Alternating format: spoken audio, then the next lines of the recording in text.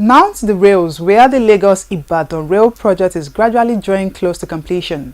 Minister of Transportation Rotimi Amaechi, who was inspecting the project for the second time this month, has promised that the federal government is doing everything possible to ensure the project is delivered on time. He spoke as part of the tracks underwent stress tests to determine their strength with a test run of some of the coaches to be used for the corridor.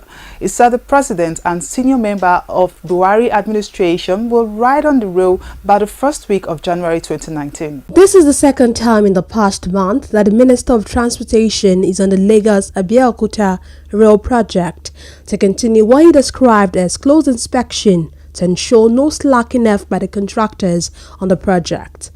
The project, which is the first phase of the Lagos-Kano rail line, according to the minister, is one that is very strategic and important to the federal government.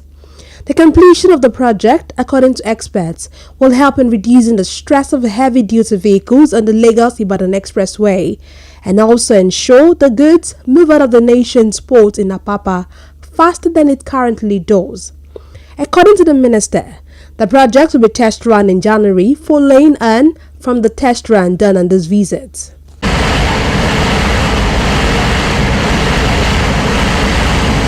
The minister described the current state of affairs on the project. The minister added that a test run done now is a precursor to what will happen in January. We are gradually coming to the end of the project. You will agree?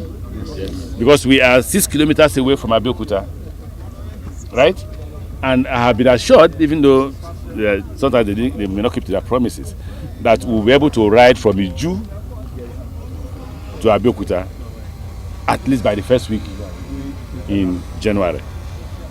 The idea is to bring the vice president and some ministers to join us in the ride. Again, I will dedicate that trip to you because I also want people to be part of that trip whenever we fix it in the first week of January. Let me talk with the vice president. He also credited Nigerians with ensuring that the project is moving as fast as it is, but disclosed that it can still be better. You see, as you drive past stations, they are walking, but they are slow. Because I've told them the emphasis should be on the tracks. In fact, today I will tell them, don't continue to build the 2 tracks. Focus on one to the end. So that while we're using that one, you are building the second one. Because as you're taking the 2, it's slowing down the construction period. On the spot, the chairman of the House Committee on Land Transport, Abdulmumin Jibrin, said he is impressed by what he has seen so far of the project and commended the Minister of Transportation and President Muhammadu Buhari for the vision to deliver on the project. You will be so unrealistic as a person if you do not accept the reality that so much has gone on here. We're driving now on the train corridor from Lagos all the way to Abeokuta. Massive construction work going on.